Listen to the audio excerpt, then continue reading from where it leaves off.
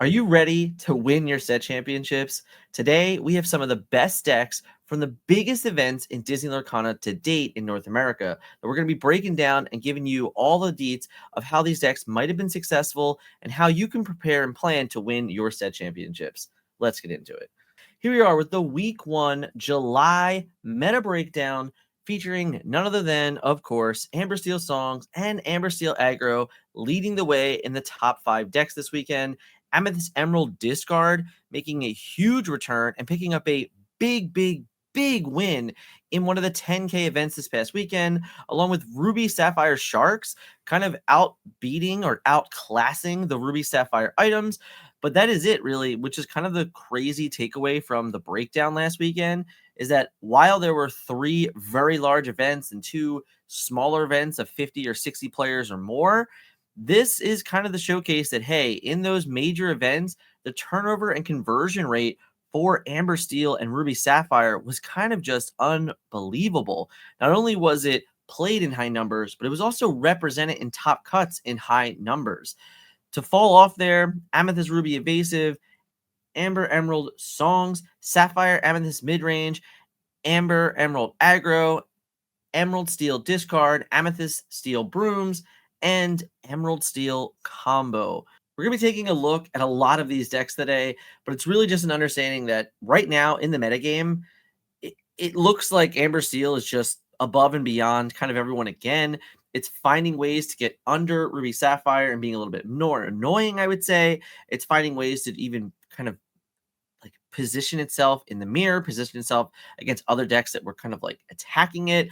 So Amber Steel right now, clearly the favorite, I would say, going into set championships for honestly a couple reasons. Amber Steel has been a deck that has just been successful since day one of Disney Lorcana. Honestly, since the moment they printed Rapunzel and, like every good song, like A Whole New World as an example, it's just been good. It's been playable. But now you're finding these aggro variants that are also finding a lot of success. Just Rhino is that good. Lady is that good. Doc, A Whole New World, Desperate Plan, all of these options are kind of just there for you for the taking. And then even like a strategic way to combat different aggro decks and different control decks are also really just there for yours for the taking.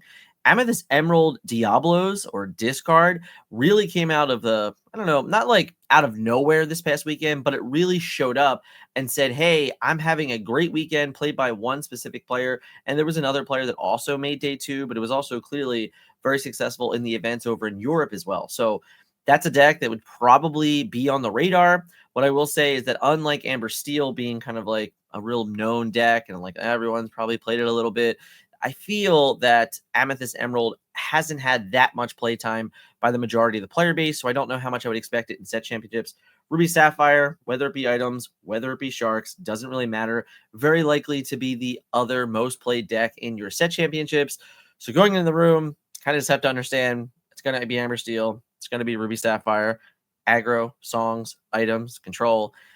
You can't really plan for all of it. And even this past weekend, showcasing what the finals look like in one event composed of the other, while discard found a way to be successful in the 10K, the more traditional Amber Steel and Ruby Sapphire found that way to be successful in the 15K. So lots of decks to look at, but I really wanted to start with here, kind of just showcasing that this list is where we are in some of the, honestly, the biggest tournaments to date for Core Constructed in one single weekend. There was 3 tournaments this weekend that had over 300 players. Even though 2 of them were in the same location, you can see that, like, as we look at those breakdowns from Per Play Summit and understand like why we had this and kind of how we got there. Nonetheless, let's get into some decks. Shout out to Ben Fishman, also known as TFM Ben. He finished in the top 8 of the Pro Play Summit 10K this past weekend with the more traditional Amber Steel songs. Now, this is, again, this list and this deck in general is finding a home of about 45 cards, and the last 15 or the last 10 cards, as an example, are really up for debate. And honestly, I don't even know that it's a bit debate, more of just a comfort zone pick. And for this particular deck, you're looking for cards like Beast, Tragic Hero. It's not a card that always shows up. World's Greatest Criminal Mind is a choice over a Bare Necessity as an example, or as a BR guest. Only one Naveen. Having the 17 songs is a pretty big debate right now. Like, how many do you really need? And obviously, just the understanding of Rhino is very good. Now, you can see here the kind of definition of shift in this deck and saying, okay, we have 4 Cinderella, we have 4 Rhino, we have 2 Robin Hoods as our 1-cost characters. Why is that? Why are we kind of breaking down the event that way? And the truth is, when you sing or play A Whole New World, we're very much looking to capitalize on the next turn as best as possible.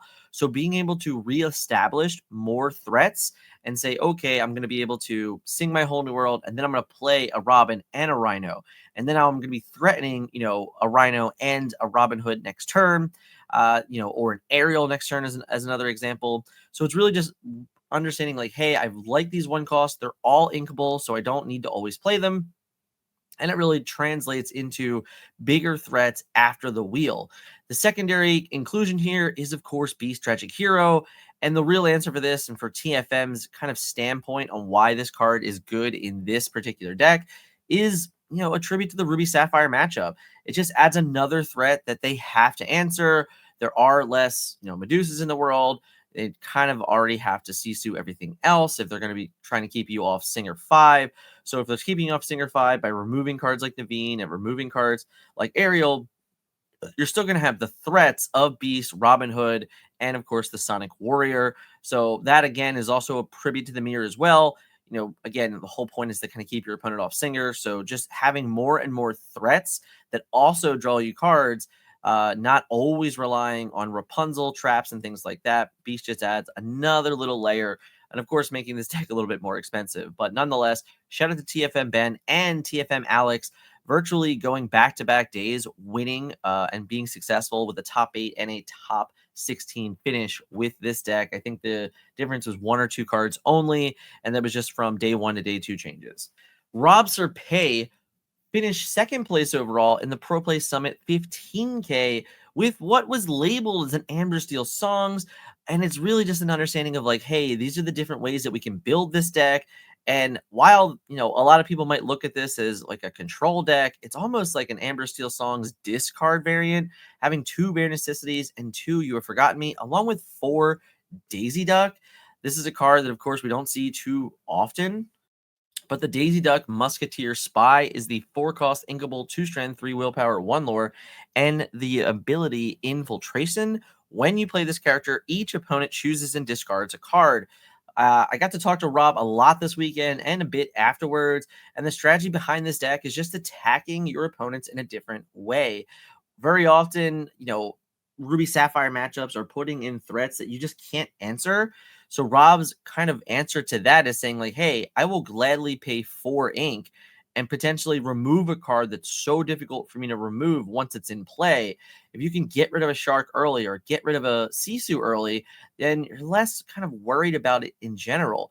And a lot of the decks right now are kind of cheating against Amber Steel, knowing and assuming that they're a wheel to be set up. So this deck, while it has aerials as a kind of a decoy in a way of saying like, yeah, I'm going to be aerialing and I'm going to have, probably some shifts, shift and things like that.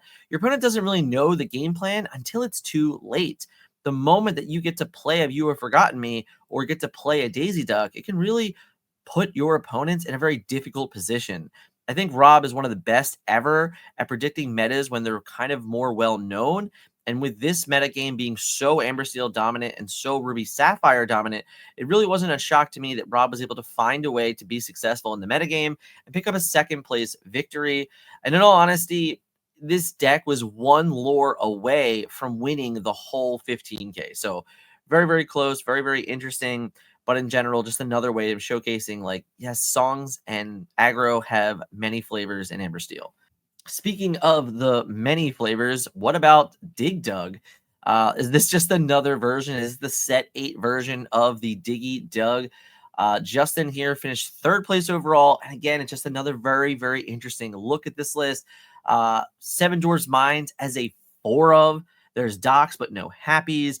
There's Goofies. There's Auroras. We're just using all of the legendaries imaginable to really showcase what Amber Steel has to its fullest. I interviewed Justin and he talked about this deck. He really just showcased like, hey, this is his love. This is his pet. He really wanted to showcase how good Goofy was. Goofy, the 4-cost inkable, 3 strength, 4 willpower, 2 lore with the ability plenty to go around. At the end of your turn, you may remove up to 1 damage from each of your other characters.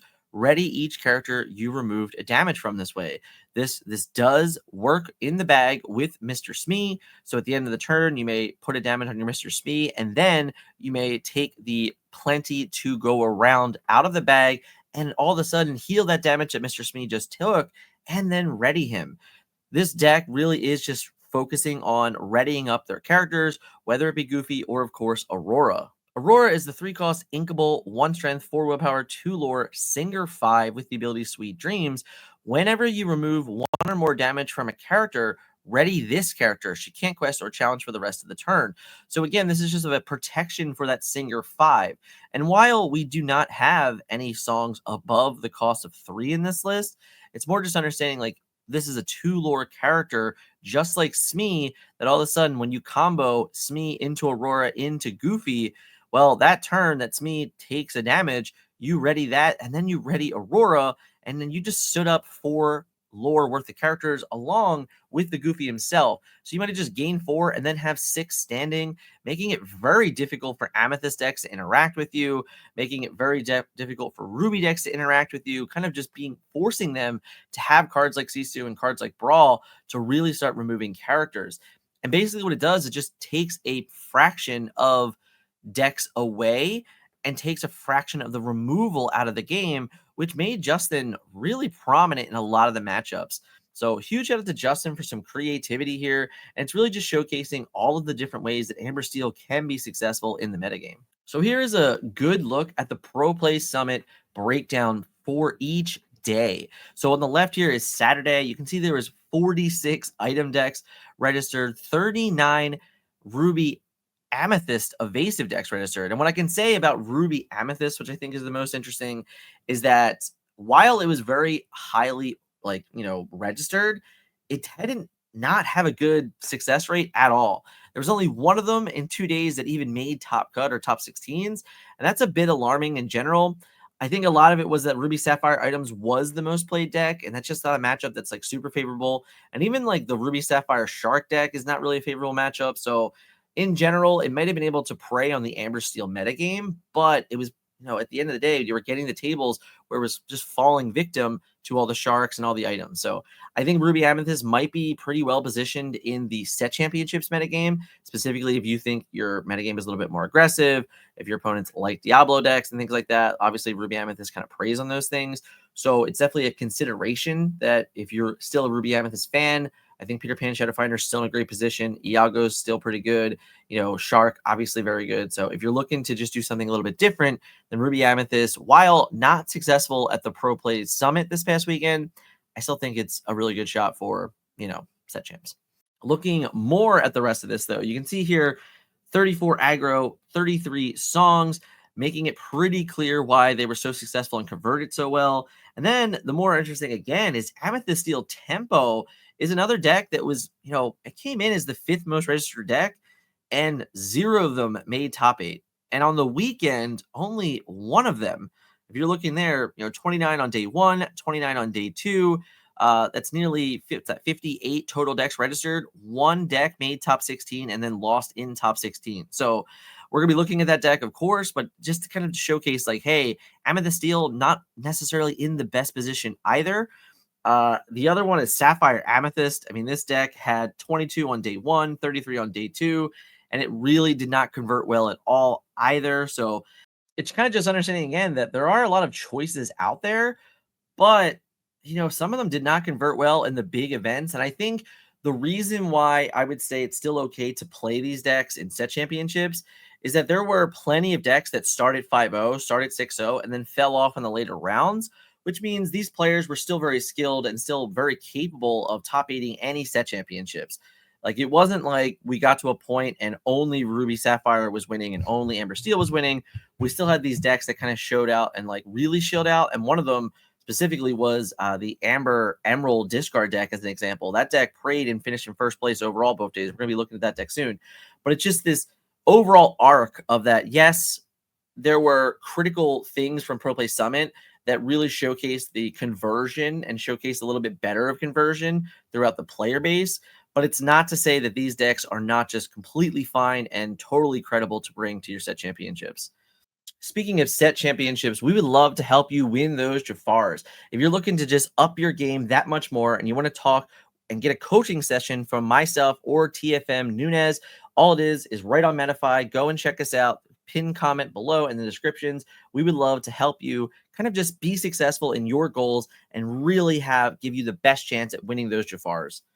Now let's take a look at the first place winner, Jourdan, picking up that victory on the 10K and then also following up with another phenomenal day on day 2. Jourdan here representing the most amount of Diablos. I did get to actually commentate the finals of the game in which he had won, and I think we were over 20 Diablos played in that game. It was kind of insane. But yeah, so Jourdan here really kind of just picking apart the metagame and picking apart the room very, very well. He only made a 1-card change from day 1 to day 2. So all in all, this deck is really, really well positioned within the metagame. You're actually seeing the deck from the top 8 version instead of the winning version. Hypnotize was not included on day 1, but the card removed. It was the Pinocchio card that I can't remember the name of right now, and it just wasn't very good. So he went back to the Hypnotize. He also argued that he could potentially just go back to another wrong lever if he felt that like the metagame was more shark oriented.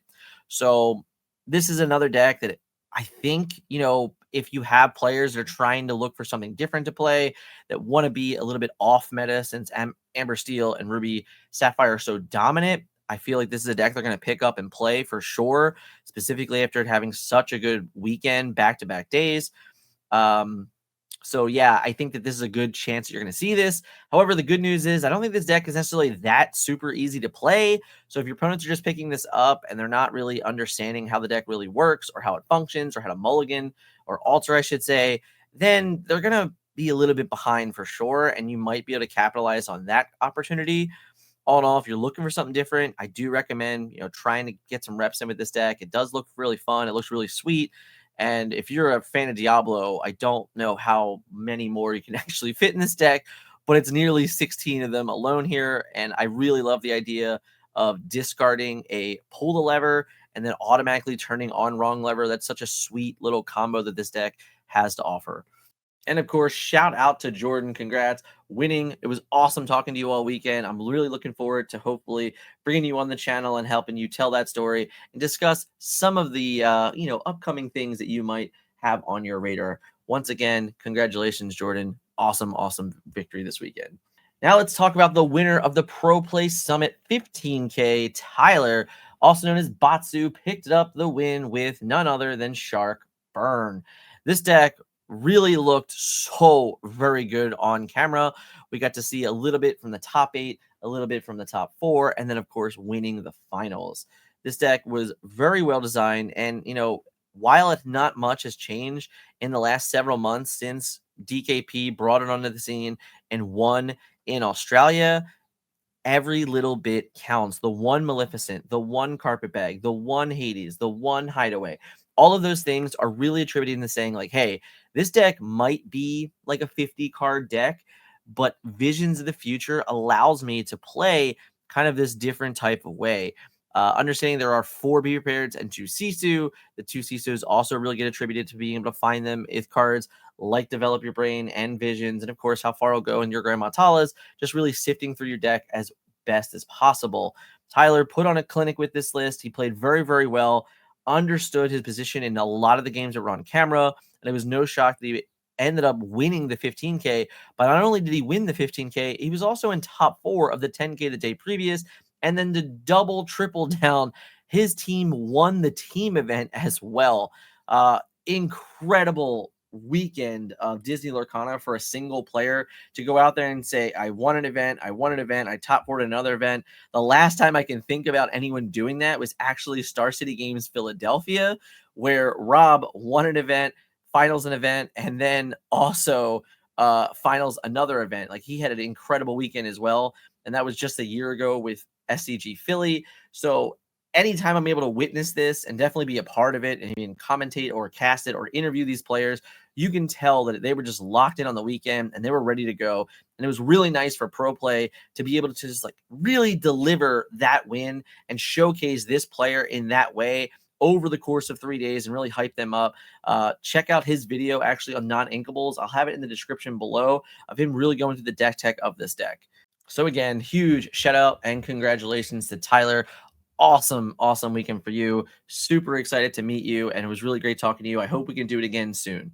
Ruby Sapphire Items also had a pretty good weekend, and Joshua Satterfield was one of the top 16 competitors in the 15K. He was one of the featured players as well. You can see here this deck, you know, in all honesty, pretty straightforward for the items build. Nothing too crazy, but we did understand that, hey, we needed some hideaways in this list. Hideaway is just a kind of a card to answer the mirror, really just take your opponents off their game. There was also kind of an uptick of Emerald Sapphire items, and while there were some registered, I definitely saw some hovering around the top tables. In rounds 5 or 6. We had a couple of them on camera this past weekend as well. So Hideaway definitely came up big. I think Merlin's Carpet Bag is the biggest winner of the weekend. It's a card that we had seen in the winning deck list. It's just a card that has been coming back more and more as just this pseudo additional draw engine to this deck. Again, we lost Hiram. We lost all the like consistent overall card draw. So we have to look for it in other ways. Tomato and Popsicle only go so far. So adding a carpet bag, even though it is pricey, it is expensive, it is consistent, which means you can continuously do it because there aren't too many players really respecting it. And they're most likely going to be utilizing their removal for items specifically on a, Maurice's workshop. So having the backup, almost like a 5th workshop, it's obviously a very, very slow Maurice's workshop, but sometimes 4 workshops is not enough. Even in a world where we have 4 visions and things like that, the consistency of being able to bring back popsicles kind of on demand is just really adding another layer to this.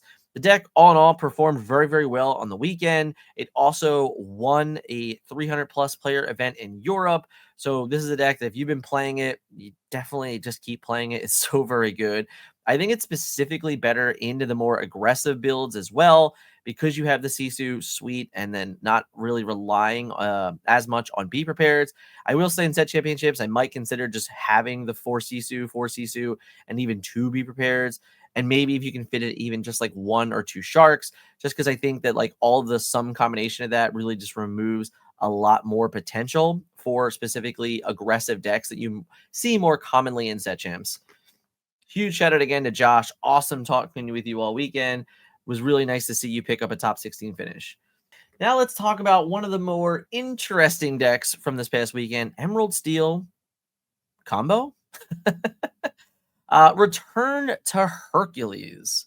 Return to Hercules is the 5-cost inkable Emerald Action legendary from set 7 that reads, each player may reveal a character card from their hand and play it for free. Yes, this is a card that we were pretty hyped about in the early set 7 metagame as a card we thought had a chance to come out to play with everyone. And it wasn't necessarily true at the time, but we've been seeing this card more and more recently popping up on different streams. We have a, shout out to Keith, the owner of the Encounter. He plays this deck for quite a bit in all our set championships and things like that. So I see a lot of this deck.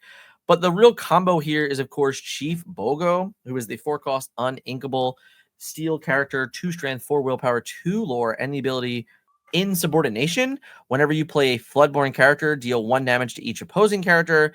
And then Prince Philip, the 9-cost inkable, 6 strength, 6 willpower, 3 lore, with Shift 6, Evasive, and Swift and Sure. When you play this character, banish all opposing damage characters. So if you have a Chief Bogo in play on turn 4, on turn 5, we can return the Hercules.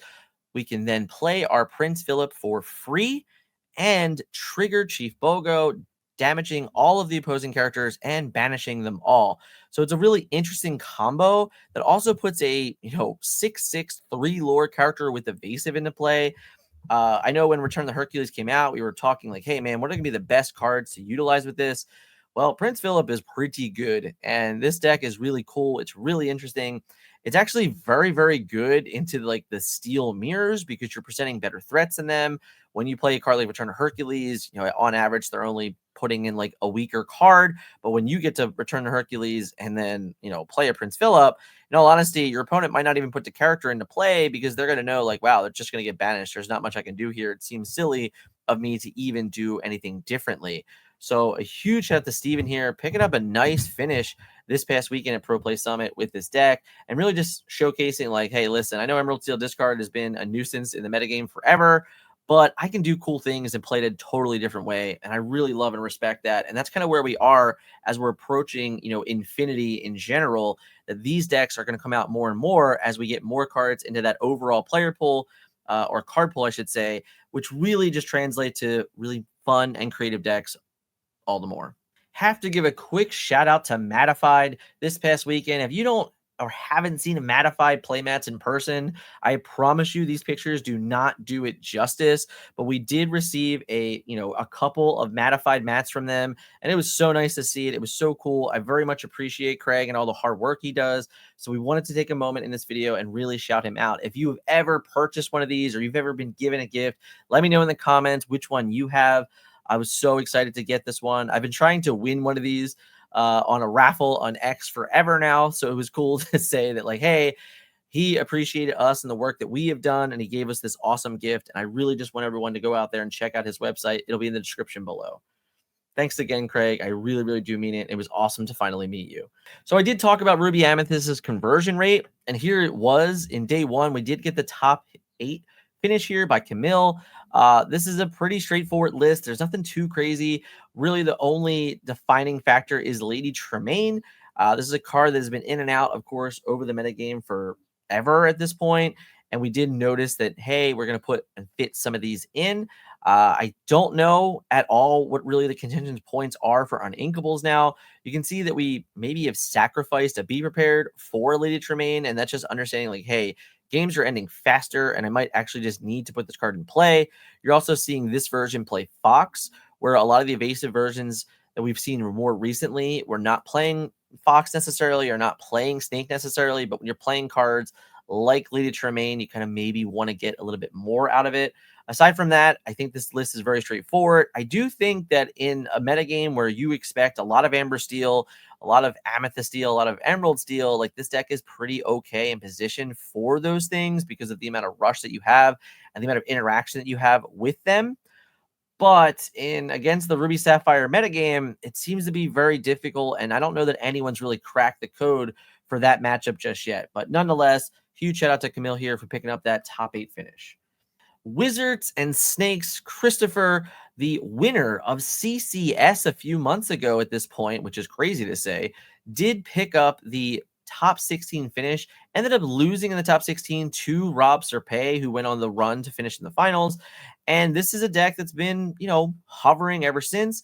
I think that this deck, unlike, Ruby Amethyst, that is a gun ho and an absolute, banish zone for the Amber Steel decks, this deck is the opposite. It absolutely preys on Ruby Sapphire items. So if item decks are like on the rise in your metagame, then this deck is a perfect answer to them. However, when Sharks are winning big tournaments and still being like represented in high numbers and successfuls and top cuts, well, I don't know if we can rely on this deck to necessarily win us a set championship. I'm just being real.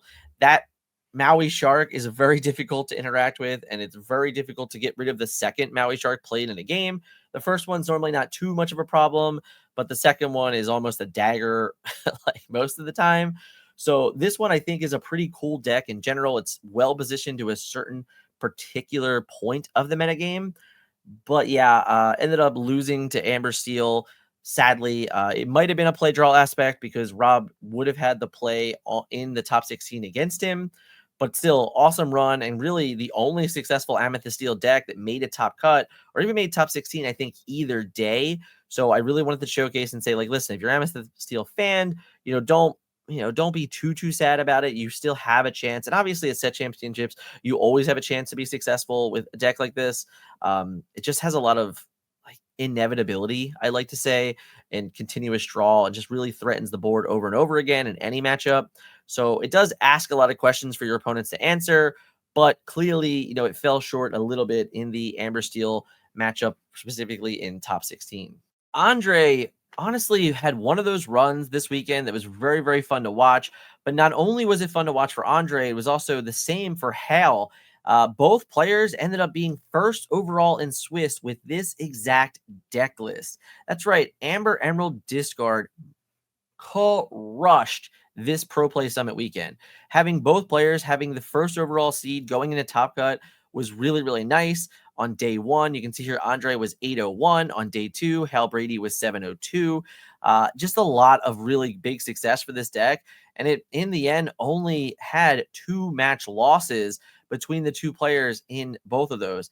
Andre ended up losing in the finals of the 10K, and Hale lost in the top 8 against an Amber Steel Songs player. So why is this deck coming back? What did it get? What did it change? Obviously, this deck is a winner of a DLC in Toronto, and the tools are very interesting. Lewis is the first, and yes, RIP Lewis. Lewis Lives Matters. All of the fun that happened on stream, if you know, you know.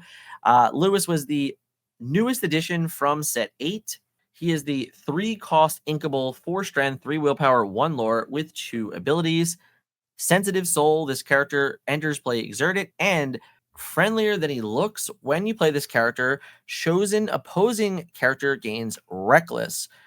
So that means, of course, that this is just another aggressive answer. A lot of the times, the issue with this deck in general is Pete Games Referee. The steel matchups are not necessarily fun. They can really interact because you're just like, you're showing them your hand the entire time without showing them your hand. They know that you're setting up for Under the Sea. They know that you're setting up for a Kita combo. So very consistently now, they're just going to Pete you and remove that opportunity. But in this particular list, you have the Aladdin. That's right, the Chapter 1 Aladdin Prince Ali. 2-cost inkable 2/2 with 1 lore and just ward. So now you have a Singer 2 with ward. You have Prince Johns that have ward. You have Muses that have ward. You can definitely set up your Singer pretty easily and just almost in a way that your opponent just cannot interact with you unless they're playing cards, like grab your swords. Aside from that, there's just like not a good way to do this. And because of that, you listen, you fall victim to Pete Games Referee. However, this deck now added more ways to interact, and that is a card like Lewis. It's of course a card like Cricky as well. These are perfect examples of like how to interact. And then the craziest card ever is, of course, the Lady Tremaine, the 6-cost uninkable, 1 strength, 5 willpower, 1 lore with the ability Do It Again. When you play this character, you may return an action card from your discard to your hand. I remember when this card was first revealed in Chapter 1 so very long ago. I said, man, I just don't think this card's good enough. Well, here we are 8 sets later, and it's finding a way to be good enough. I saw, Under the Seas on repeat. I saw We Don't Talk About Bruno's on repeat. I even saw Painting the Roses Red on repeat. Like, this deck just really made it interesting because of Lady Tremaine. The idea that you can go and get you can play her, find Under the Sea back, re-sing Under the Sea, and if you have Muses in play, you actually could just bounce the Lady Tremaine right back to your hand. So that way you're just, for the rest of the game, have the ability to just repeat and play whatever action you want, because whenever you play an action, you can just bounce her back to your hand because of the Muses. Pretty little interesting soft lock combo to the discard as a way to just like really eliminate your opponent from the game. So it's a really nice little interaction there for those that you haven't seen it. It was a bit on display this past weekend. This deck did see a couple times on camera. So if you're looking for that, definitely check out the Pro Play Games YouTube channel coming up by the end of the week, hopefully. Nonetheless, huge shout out to Andre and Hale. I got to talk to both of these players all weekend, and they were super, super nice. And I think that that's just like kind of true for everybody. I got to interview a lot of players, and every interview was really awesome. Everyone, took away a little bit something. I learned a little bit more about the player base and the communities, and it was really cool to interact with these guys in general, and of course the gals as well. So this is one of those like, hey, this deck, you never know when this is going to be really that good. You just never understand like when this deck can just pop up and be successful. But the idea that in both days of this like Pro Play Summit weekend, this deck was undefeated and first overall, you have to think the positioning of the deck is very well. So it's going to be one of those where it might not have won either tournament, but anyone that's been paying attention and really like tracking this stuff, they're going to know how successful this deck was in Swiss. And there's a good chance you're going to see it pop up in Zed Championships. Maybe I'm wrong. I kind of hope I am. I know this deck is no fun to play against, but it is one of those, like, this deck really was successful in some of the bigger tournaments to date. So, be weary of it. Of course, if you're looking to up your game for Set Championships, not only do we have coaching, we have many different guides. There's going to be a guide, the Tips for All guide is actually about to get updated this week with several different interactions. TFM Orion has just wrote a nice little Set Championship guide and goals that he has. And the Amethyst Doc guide is going to catch an update this week as well. So if you're looking to just up your game, give yourself that much more chance to win a Jafar, either of course, follow us on Metafy no matter what for all the free content that goes out. But if you want to pick up one of these guides, the Tips for All guide, completely free. So if you're looking for some free content that is just there for anyone to have, definitely just go pick that one up. If you're looking for something a little bit more in depth, a little bit more knowledge, then of course the Amethyst Doc guide is there for you. And last but not least, don't forget, if you want a coaching session from me or a Golden Mickey winner, TFM Nunez, definitely check out coaching in the pinned comments below. This past weekend was absolutely phenomenal. I had such a great time playing host to the Pro Play Summit in Texas, met a lot of people, got to watch a lot of Disney Lorcana, got to commentate, got to interview these players. Almost anyone here that was on this list, I probably did chat with them. I think there's only a few that I didn't. And it was just nice hearing their stories, hearing the reasons for why they did what they did in the games, for why they kind of approached the metagame the way they did. And it just showcased a lot of different variety within the metagame and definitely ways to approach your Set Championships. All in all, Pro Play Summit Texas was a complete success. I loved it so much. I'm definitely looking forward to Pro Play Summit Denver. Let me know in the comments if you're planning to come. And if you haven't yet, definitely grab your tickets in case, we don't want it to sell out, guys. It's totally possible. Only 512 seats there. So definitely go and buy those tickets. Thank you guys so much for an awesome weekend. If you came up, if you thanked me, if you hugged me, you hit me with the high five, I do mean it. I do appreciate it. If you liked the show, awesome. If you didn't like the show, let me know in the comments what you didn't like about it. We're always looking to get better.